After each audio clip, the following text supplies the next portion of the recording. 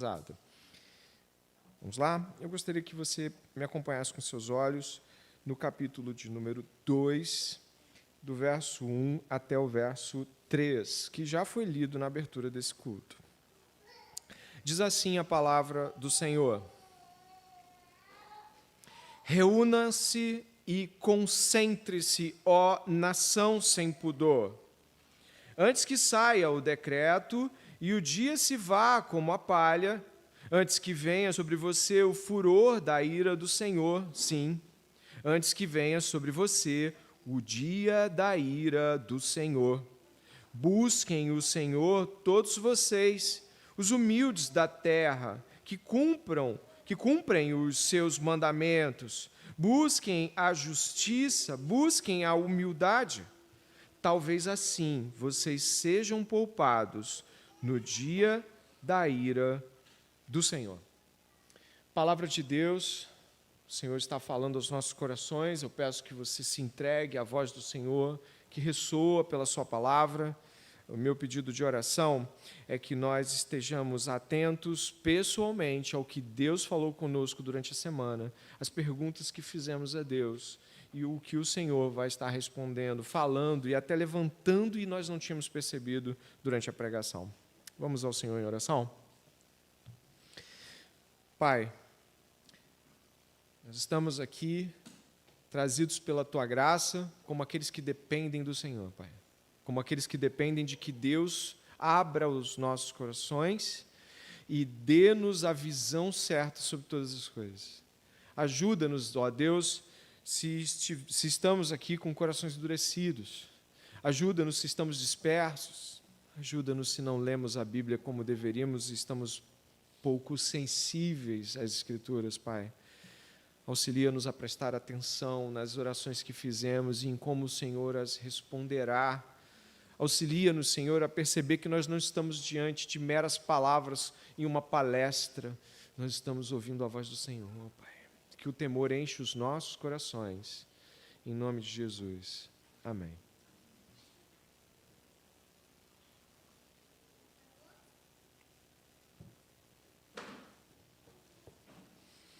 Nós estamos neste que é o terceiro sermão no profeta Sofonias, um profeta bíblico, muitas vezes talvez não seja tão conhecido. Nós, obviamente, estamos mais conectados com nomes como Mateus, com Marcos, Lucas e talvez do Velho Testamento, Moisés, Isaías. Sofonias parece não estar sempre em nosso radar teológico e nem nos nossos devocionais. E é a palavra de Deus tanto quanto qualquer outro trecho das Escrituras. Portanto, por mais que nós não tenhamos tanta familiaridade, às vezes, com o profeta Sofonias, isso não significa que é menos palavra de Deus. Pelo contrário, Deus nos surpreende, mostrando que Ele estava lá falando o tempo todo e nós é que não ouvimos.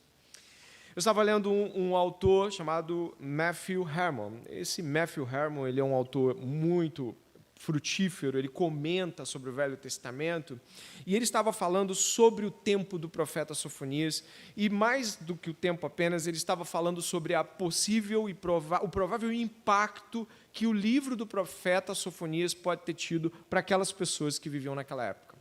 O profeta Sofonias viveu ali mais ou menos 600 anos antes de Cristo, um pouquinho mais do que isso, e o Matthew, ele fala que as pessoas, quando receberam o livro do profeta Sofonias, elas possivelmente, pelo modo como ele mesmo fala do povo, no livro desse profeta, possivelmente o povo estranhou o que recebeu. Sim, o povo não teve uma percepção, talvez, de que aquilo fosse para eles tamanha a estranheza que as letras que Sofonias escreve aqui podem ter trazido para essas pessoas. Nós encontramos livros bíblicos que falam também de tempos semelhantes, ou seja, você tem o livro, por exemplo, o livro dos reis. O segundo livro dos reis vai tratar de um período que é o período dos profetas Sofonias, e você não percebe que as pessoas se sensibilizaram muito com o apelo profético dele. Mas, em suma, o que Sofonias está falando ao povo de Deus do Antigo Testamento? O povo da Antiga Aliança, o que ele está dizendo? Ele está falando algo, e aí eu cito aqui as palavras deste comentarista bíblico, ele fala algo como, olha, o que Sofonias está dizendo é, vocês fracassaram. Vocês fracassaram naquilo que é mais importante na vida de uma pessoa, é estar diante de Deus. Vocês fracassaram diante de Deus. Vocês estão reprovados. Vocês estão inadequados para estar na presença de Deus.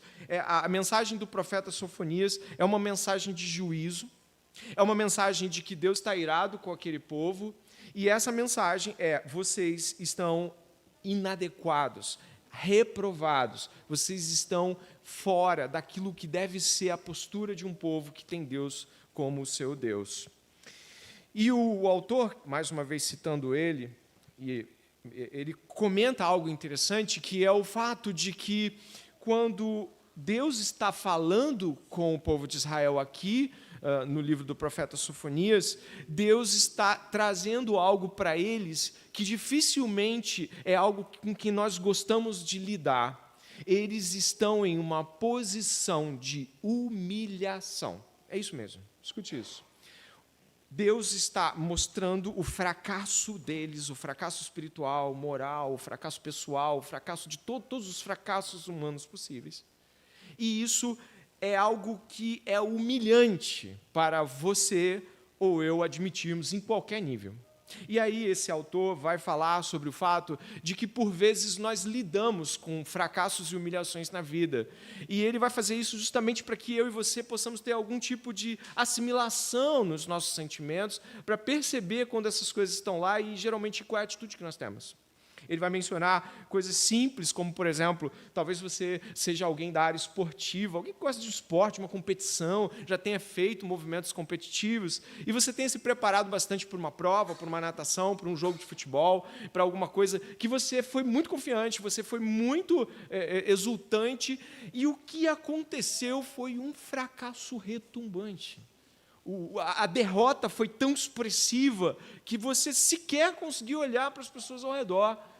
Você foi abatido ali e você sai dali, imagine um público ovacionando o vencedor e zombando o perdedor, como é costume em algumas práticas esportivas, ou muitas.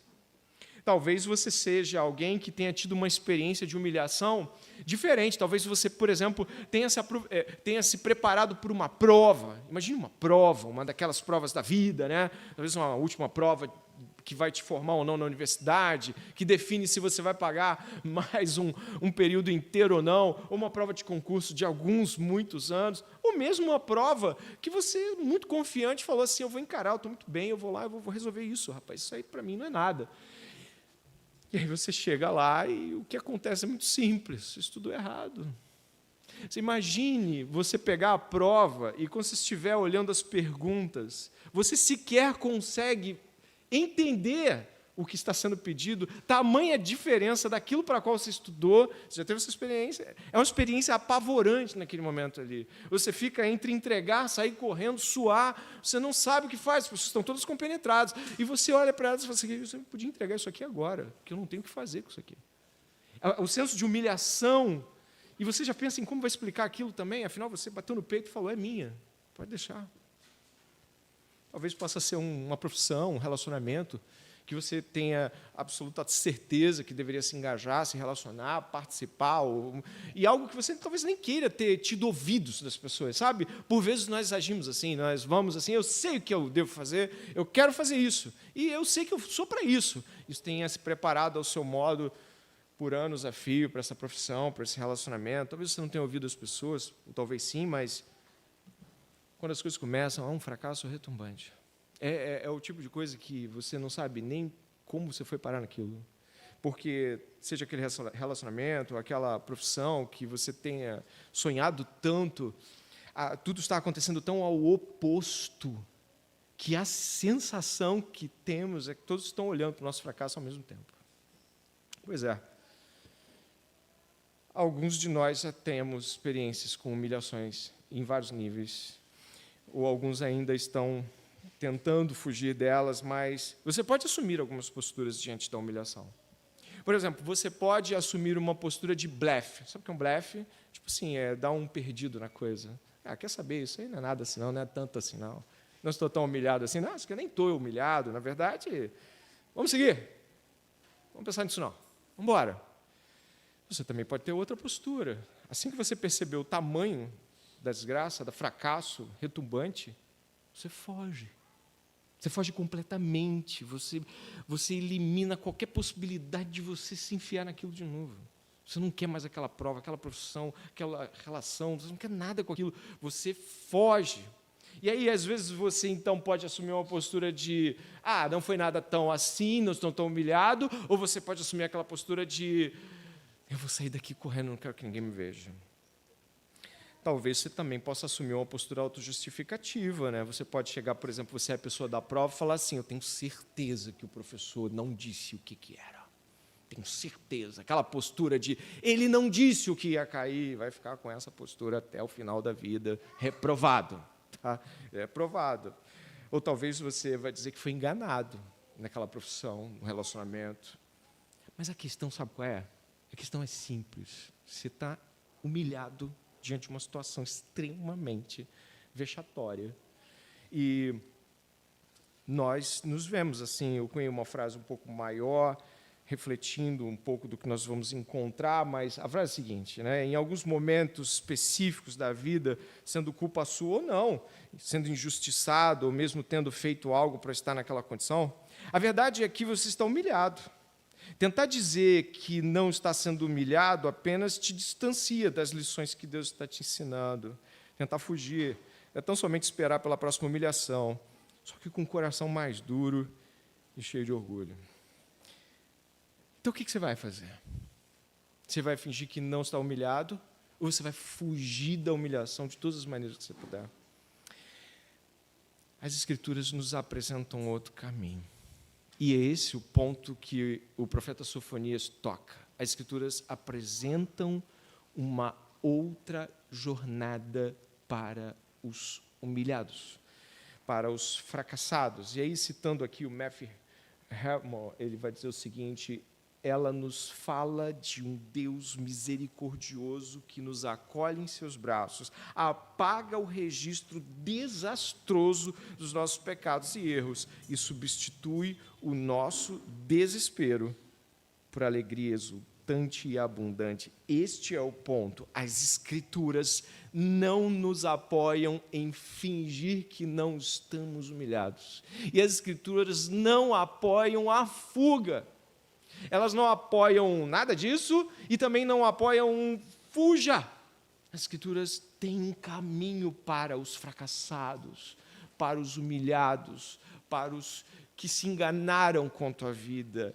O livro do profeta Sofonias tem quase que 2,5 capítulos, quase 3 capítulos, onde o que Sofonias está dizendo, fracassados, vocês são humilhados, vocês ferraram tudo, vocês quebraram todas as coisas que não poderiam ser quebradas, vocês estão sob a ira de Deus. E aí você olha o capítulo 3, e aí você encontra o próprio Deus dizendo que vai lhes dar uma chance.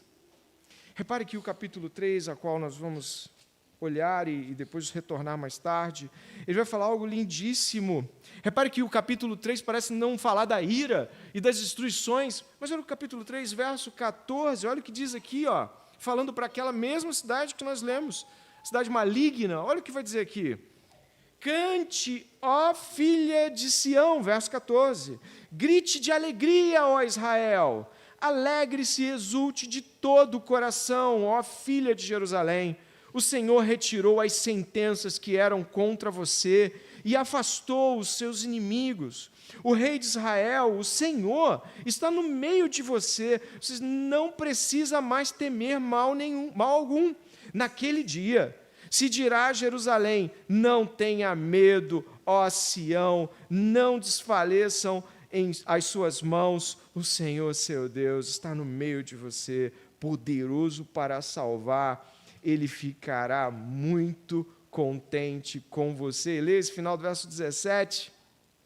Ele a renovará no seu amor e se encherá de júbilo por causa de você. E agora, o que a gente faz?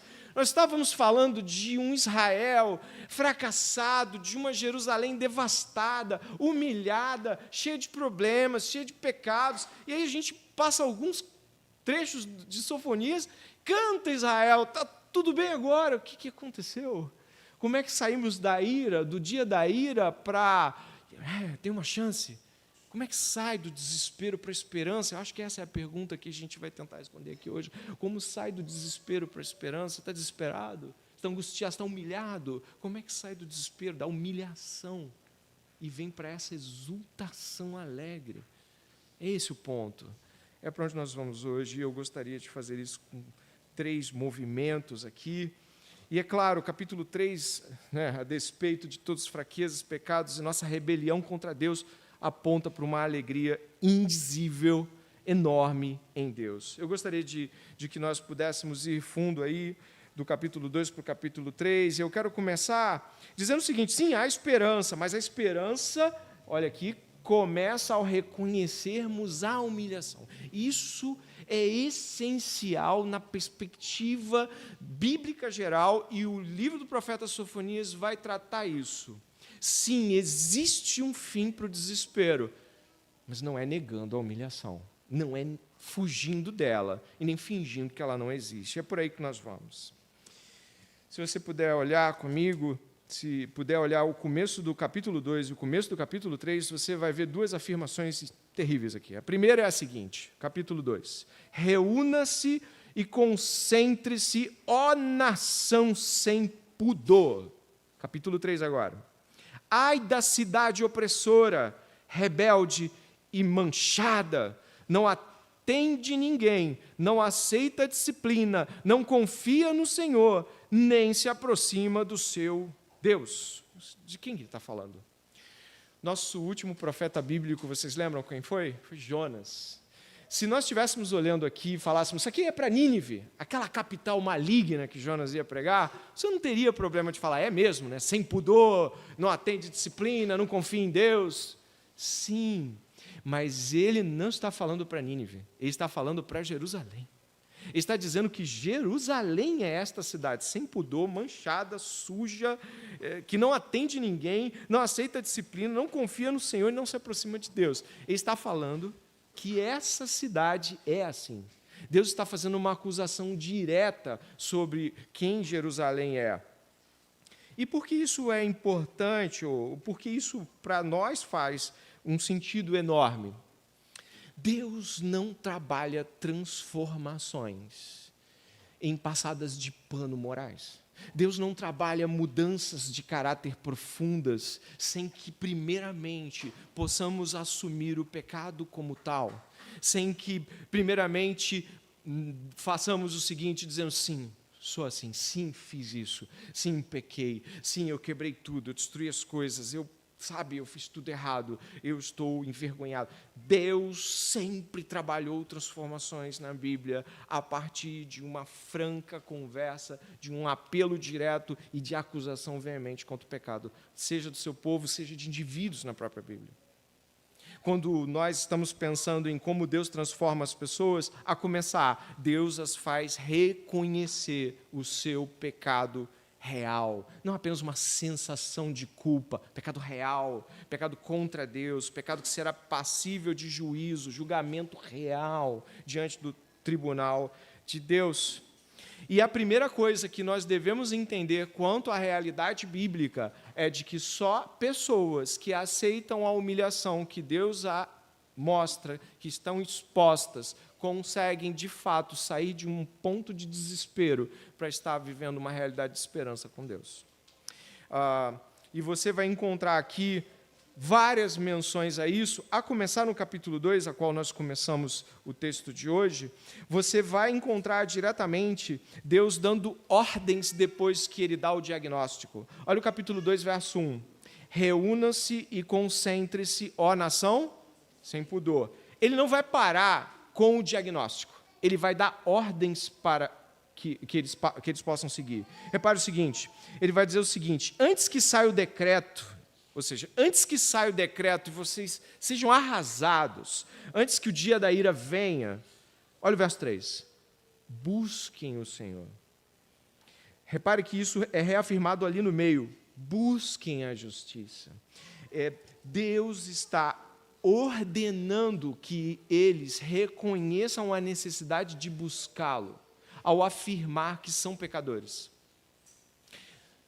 Alguns de nós teimam nas coisas que fazem de errado, de pecado, e não entendem por que as transformações grandiosas não acontecem. É simples. Só vamos buscar Deus se tivermos consciência de necessidade de busca. Quando eu ou você vai buscar Deus, você não acha que precisa.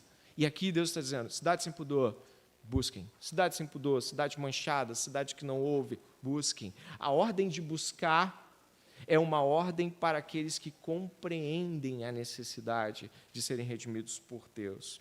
Mas existem duas palavras aqui no verso 3 que são a mesma palavra e que elas têm um sentido profundo dentro da realidade bíblica, tanto do Velho quanto do Novo Testamento. A palavra é humildade, ou humildes. Repare o seguinte, busquem o Senhor, verso 3, todos vocês, os humildes da terra, que cumprem os seus mandamentos. Busquem a justiça, busquem a humildade. Essa expressão, que já foi muitas vezes relatada nesse púlpito, não se trata de humildade de virtude. Não se trata de um tipo de gente nobre, com coração legal, bacana, gente simples, que a gente costuma dizer, poxa, fulano é tão humilde. Não.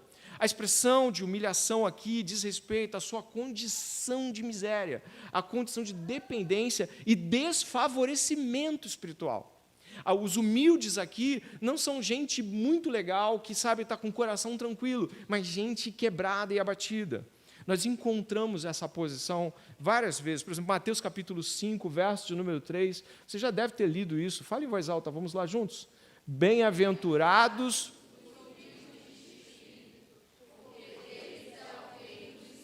A expressão também é encontrada como pobres de espírito, diz respeito a alguém que carece e por isso busca, que necessita e por isso vai na direção. Humildes de espírito não é gente virtuosa, linda e cheirosa, é gente ruim que compreende a necessidade de busca.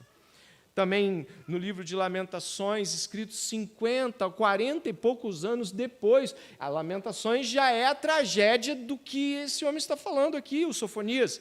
Deu na destruição toda de Israel. E olha o que aconteceu aqui, o profeta Jeremias vai ler o seguinte, por que se queixa o homem vivente? Queixe-se cada um dos seus próprios pecados. Examinemos e coloquemos à prova os nossos caminhos, e depois voltemos ao Senhor. Levantemos o coração e as mãos para Deus, que está nos céus, e digamos, pecamos e nos rebelamos, e tu não nos perdoaste.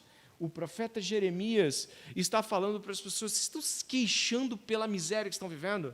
Porque a cidade foi destruída, as pessoas foram levadas cativas. Vocês estão se queixando porque os filhos foram levados cativos? Vocês estão se queixando porque foi tudo destruído? Não, se queixem, ou seja, apontem o dedo para si mesmos e depois falem com Deus. Ou reconheçam o seu pecado e vão a Deus, porque a condição é justa. A miséria que vocês estão vivendo é justa. E aí, ainda refletindo sobre a humildade ser de fato o primeiro passo e o lugar único e ideal para que a gente possa ser transformado por Deus, a humildade na aceitação dessa humilhação, deixei uma frase aqui para refletirmos. A humildade bíblica vem da compreensão de que a miséria causada pelo nosso pecado só encontra alívio na graça de Deus. Você não vai conseguir fugir e ser aliviado. Você não vai conseguir deixar para lá e ser aliviado. Você só encontra alívio na graça. E é isso que Jeremias estava falando. Fuja para Deus. Não fique se queixando da sua vida. Minha vida é tão miserável, eu fiz coisas erradas, e agora estou aqui. Ou fizeram coisas erradas comigo, e agora estou aqui nesta humilhação. Fizeram comigo, eu fiz com eles, e agora estou aqui. Para com isso. Olha para a sua miséria e apresenta ela diante de Deus, pede perdão a Deus. É isso, esse é o ponto de Sofonias aqui. E é claro, dentro disso tudo, algumas das nossas dificuldades de percepção tangem às vezes ao que fazer. O que fazer como é que a gente faz? Tem um jeito de fazer isso? Tem um jeito de se achegar a Deus diante dessa condição? Tem sim. O pastor batista John Piper, comentando sobre o texto que nós estamos aqui, ele vai falar sobre esse humilde ou humilhado da seguinte maneira. Provavelmente o que ele está dizendo, falando de Sofonias, é o seguinte: qualquer pessoa na terra que seja humilde o suficiente para se submeter aos mandamentos de Deus, aqui está o que você deve fazer e continuar fazendo. Permaneça humilde, busca o Senhor, pratique a justiça. Estas são as 3 condições estabelecidas por Deus em 2 Crônicas 7, 13 e 14. Vamos ler juntos. Olha o que o Senhor fala. Anos bem antes de Sofonias, Deus já falava assim. Vamos lá. Se eu fechar o céu...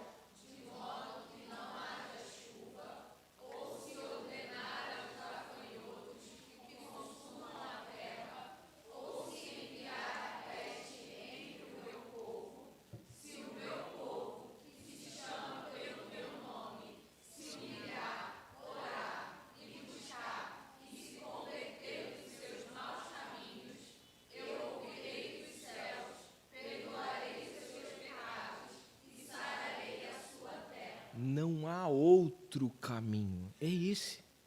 Então, estar sendo abatido por Deus diante de algo, quer seja culpa sua, quer seja aplicado por outros, a humilhação está lá. E ir na direção de Deus é a única maneira de fazê-lo. Mas é incrível como o nosso coração cria motivos para não fazer isso.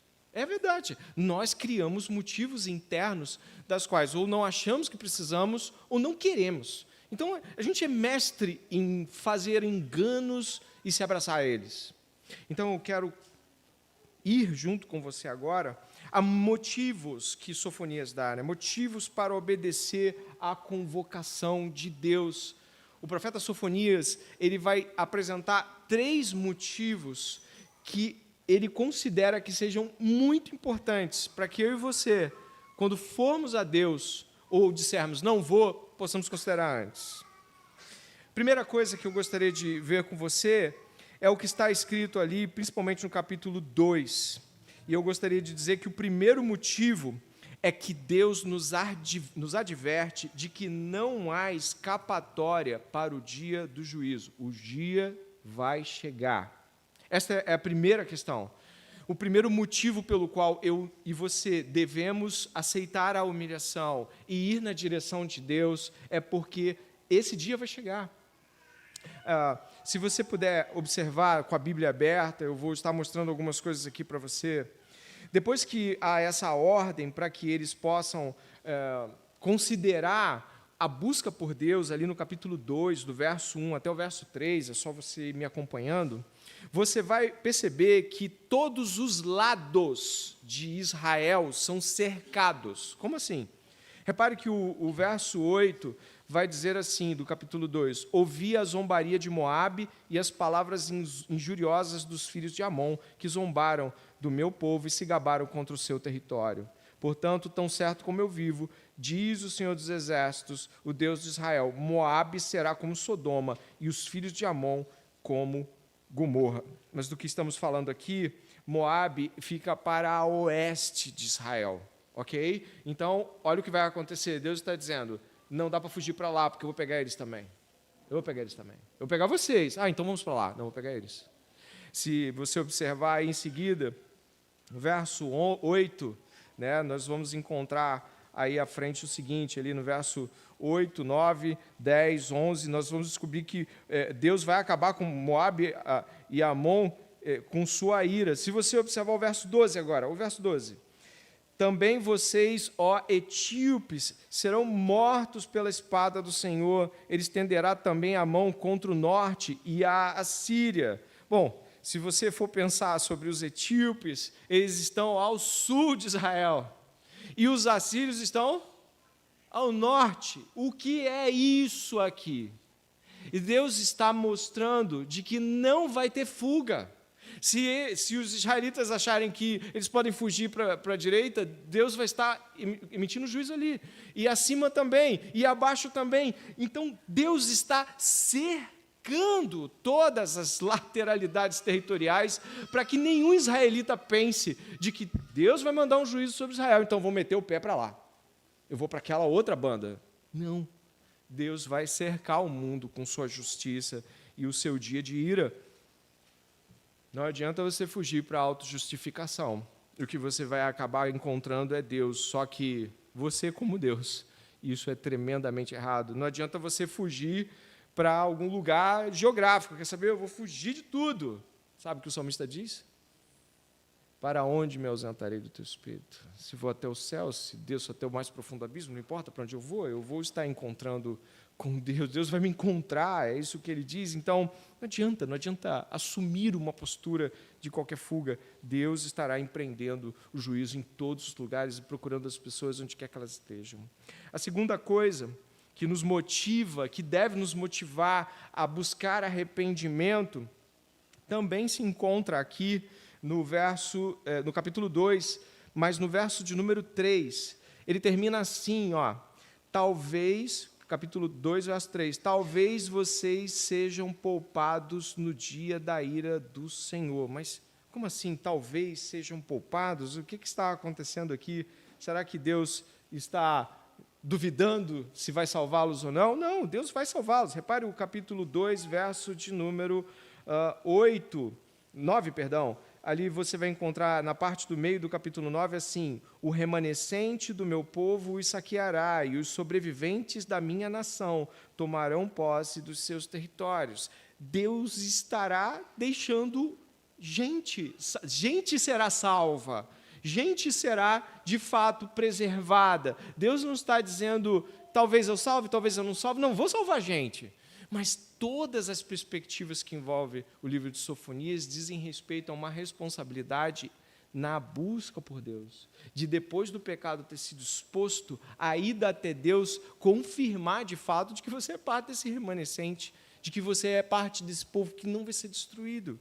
Então, a segunda coisa para buscar o arrependimento é que há garantias que Deus sempre preserva pessoas, mesmo em meio aos juízos dele. Foi assim com Jericó, preservou Raabe. Foi assim com Noé, preservou sua família. Você vai vendo Deus preservar pessoas. Você lembra lá de Sodoma e Gomorra, preservou a família de Ló. Deus sempre deu exemplos claros de que sua misericórdia chegava nesses lugares. E está dando aqui hoje. Terceiro ponto importante aqui, a terceira maneira pelo qual você e eu devemos considerar ir na direção de arrependimento genuíno, de busca diante da humilhação que Deus nos abate. Nós devemos fazer isso porque percebemos que Deus é implacável diante de arrogância, zombaria e dureza de coração. Repare o capítulo 2. O verso de número 8, Deus está reprovando inicialmente, diretamente, Moabe pelo quê? Olha lá, ouvi a zombaria de Moabe e as palavras injuriosas dos filhos de Amon, que zombaram do meu povo e se gabaram contra o seu território. Se você observar ali o verso de número 10, olha o que Deus vai falar. Isso lhes sobrevirá, verso 10, completa para mim, por favor, por causa do seu orgulho, porque zombaram e se gabaram contra o povo do Senhor dos Exércitos. Deus está diretamente contrário a qualquer postura de orgulho, zombaria, dureza. Olha, por exemplo, o que vai ser dito aqui no verso de número 15 sobre a Assíria. Olha lá, esta é a cidade alegre e confiante, olha só, que dizia consigo mesma, e aí a gente pode ler junto, eu sou a única e não há outra além de mim. Olha o que está dizendo. Deus está indo contra autoafirmações. Escute isso, porque daqui a pouco já está terminando esse sermão e talvez você deixe passar coisas importantíssimas. Deus é contra autoafirmações. Deus é contra o orgulho dos nossos corações. Deus é contra atitudes nos quais eu me torno para mim mesmo basicamente autossuficiente e tenho uma postura de dizer se eu quero ou não disciplina. Dá uma olhada no capítulo 3, não atende ninguém, capítulo 3, verso 2, falando do próprio povo de Deus, não atende ninguém, não aceita disciplina, não confia no Senhor. O Senhor não irá tolerar atitudes arrogantes. O Senhor fará coisas terrivelmente poderosas contra isso. Você conhece a palavra de Deus no Novo Testamento sobre isso também. Tiago vai dizer o quê? De que Deus resiste aos soberbos, mas dá graça aos humildes. O que Pedro vai falar na sua carta? Diz que nós devemos o quê? Nos humilhar diante da potente mão do Senhor. Por quê? Porque o Senhor abate pessoas arrogantes. A arrogância, ela não vai ser algo que Deus vai falar, não, tudo bem, depois quando você estiver melhor eu te ajudo. Não, a arrogância é algo diretamente contrário. E aí, já passando nessa direção, o nosso Deus está passando por nós esta noite, condenando toda e qualquer postura de dureza, arrogância, ou qualquer coisa que se levante contra a obediência de Deus. Paulo vai falar isso em sua carta, né? Levando cativo todo pensamento à obediência de Cristo. Terceiro e último, o que vai acontecer depois disso tudo, e é claro, nós precisamos compreender a realidade maior, é de que depois disso tudo, o que vai acontecer é um futuro glorioso dos piedosos. Sim. Se você me acompanhar aqui neste terceiro e último ponto, o capítulo 3, do verso 8 em diante, fala de uma gloriosa restauração do povo. Não é pequena, não. Observe, por favor, a leitura do capítulo 3, verso 8. Portanto, esperem por mim, diz o Senhor. Esperem pelo dia em que eu me levantar para tomar o despojo. Porque a minha resolução é ajuntar as nações e congregar os reinos, para fazer cair sobre eles a minha indignação e todo o furor da minha ira, porque toda esta terra será consumida pelo fogo do meu zelo. Então, darei lábios puros aos povos, para que todos invoquem o nome do Senhor e o sirvam de comum acordo. Da além dos rios da Etiópia, os meus adoradores, que constituem a filha da minha dispersão, me trarão sacrifícios. Naquele dia, você não terá de se envergonhar de nenhuma das suas rebeliões contra mim, porque tirei do meio de você, Jerusalém, os que exultam no seu orgulho, e você nunca mais se orgulhará no meu santo monte. Mas deixarei no meio de você um povo modesto e o quê? Humilde, que confia no nome do Senhor. Eu acredito que você deve ter percebido que ele está falando totalmente ao contrário de todos aqueles pecados. Deus estava condenando orgulho, condenando a dureza, a rebelião, e agora está dizendo que ele vai fazer um povo sem orgulho, um povo não rebelde, um povo que os lábios louvam a Deus. Ele mesmo está prometendo este povo. Ué, mas ele não está falando para o povo do Velho Testamento? Nós somos herdeiros, por causa de Abraão, das promessas às quais Deus faz, e de modo geral inclui, como está aqui, várias nações, e nós somos os de fora. Gálatas capítulo 3, verso 29, eu acho que eu coloquei aqui, Priscila, talvez, se não eu posso falar em voz alta, mas acho que coloquei aqui. Diz assim: se vocês são de Cristo, também descendentes de Abraão e herdeiros segundo a promessa. Deus fez promessas a Abraão e os descendentes do seu povo. E aqui você encontra de que Deus irá com juízo sobre toda a terra. Toda a terra estará debaixo da justiça de Deus e seu juízo. E também a restauração que você encontra em Sofonias, em Isaías e vários profetas, é uma restauração que também nos alcança como povos de além das promessas iniciais exclusivas ao povo de Israel. Se você olhar o verso 9, dá uma olhada, por favor, diz assim: então darei lábios puros aos povos. Essa expressão não diz respeito a Israel. Aos povos é algo mais abrangente, é algo que chega para além de Israel. Então darei lábios puros aos povos, para que todos invoquem o nome do Senhor e o sirvam de comum acordo. Nós somos este povo, este fora da aliança de Israel, que chegaram até Deus. Mas onde nós estamos aqui, neste final de encontro com a palavra do Senhor? Nós estamos diante de um cenário que é completamente diferente do cenário de juízo inicial, e é um cenário que fala que o próprio Deus está pulando de alegria. Mas como assim? As coisas estavam trágicas? Sim. Mas Deus falou que vai purificar essas pessoas e vai lançar como diz um autor, né, que eu li, um juízo purificatório. Todas as vezes que Deus enviou juízos para o seu povo, ou camadas de juízo, ele começa de novo. Ele faz um recomeço. E em Jesus Cristo também foi assim. Jesus Cristo recebeu o juízo de Deus contra os pecados do seu povo. O povo de Deus recebeu em Jesus Cristo ali a justa punição. E aí o que aconteceu? Jesus morreu. Parece que deu tudo errado. Mas 3 dias depois ele ressuscita. É um novo começo para o povo de Deus. E aqui, exatamente neste ponto, eu gostaria que você fosse até o capítulo 3. Verso 11 agora. Diz assim: naquele dia você não terá de se envergonhar de nenhuma das suas rebeliões contra mim, porque tirei do meio de você, Jerusalém, os que exultam no seu orgulho, e você nunca mais se orgulhará no meu santo monte. Uma promessa de erradicação do pecado.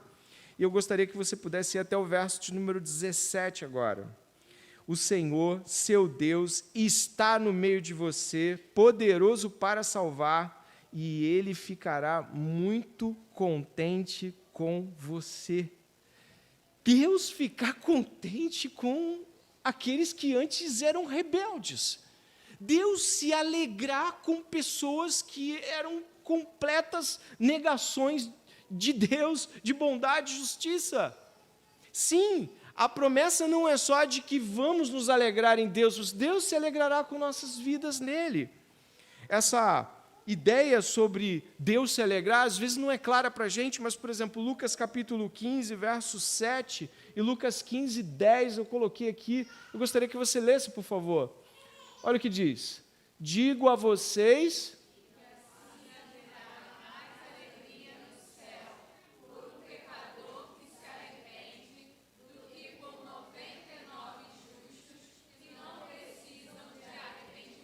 E ainda embaixo eu afirmo que...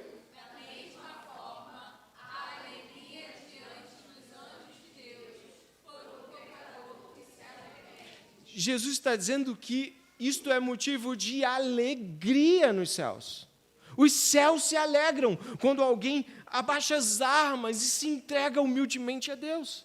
Os céus se alegram quando alguém diz: chega do meu jeito, tá bom, me perdoa, me ajuda. Alegria! E por isso você está lendo aqui que Ele, Deus, ficará contente com você, e isso é uma realidade.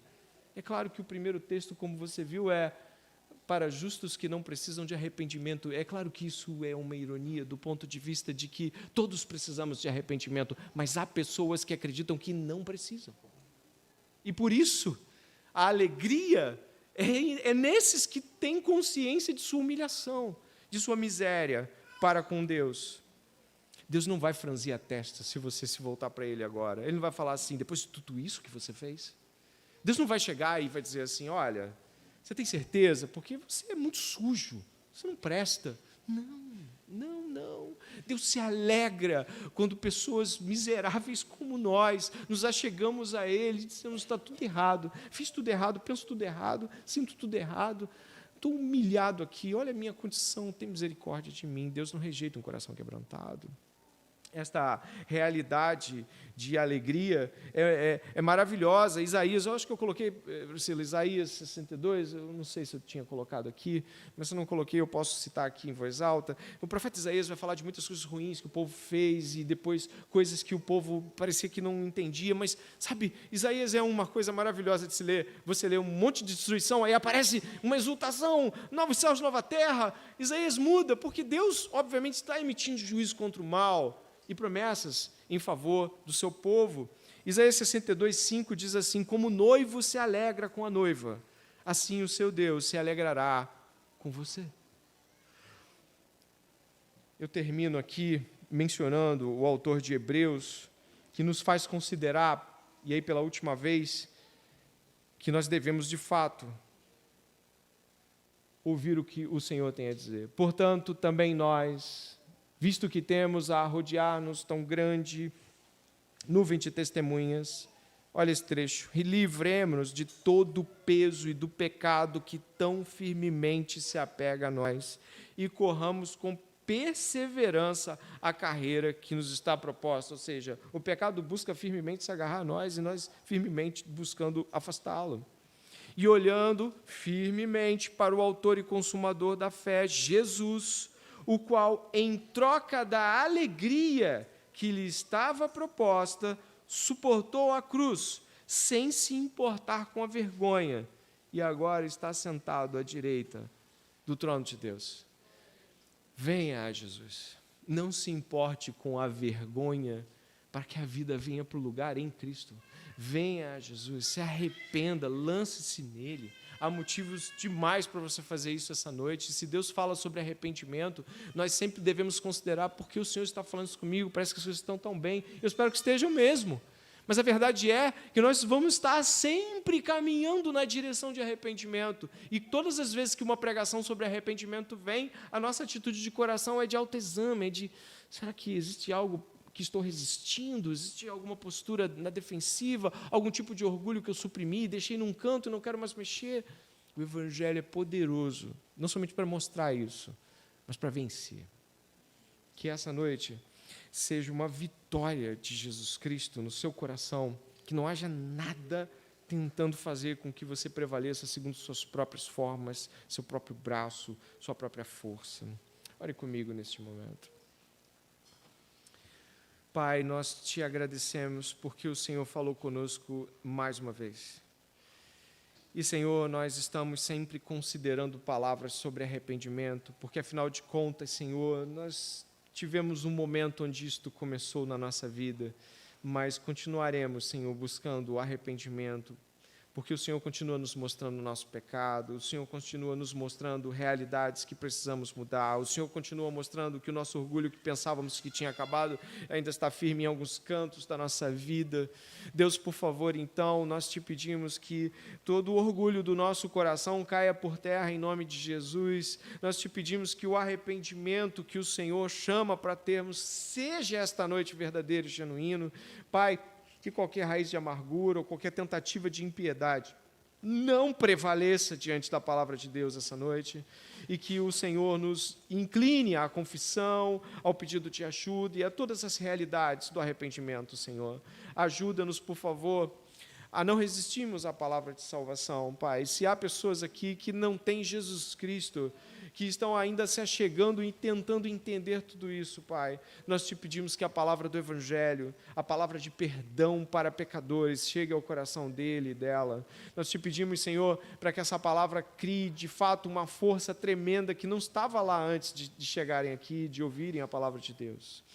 Também, Senhor, pedimos para aqueles que já te conhecem, para que, em nome de Jesus Cristo, as advertências contra o orgulho, as advertências, Senhor, que são extremamente contrárias a qualquer atitude defensiva para com o Senhor, Pai, sejam lançadas por terra, e que aceitemos nossas humilhações e nossos fracassos, nossas terríveis besteiras, nossas coisas erradas, nossos pecados, Senhor, sejam lançados hoje diante do Senhor, Pai, e que não sejamos negligentes quanto à convocação ao arrependimento, Pai, que a geração de hoje, nesse momento, não feche seus ouvidos, Pai. Assim, nós te agradecemos pela tua santa palavra, em nome de Jesus Cristo. Amém e amém.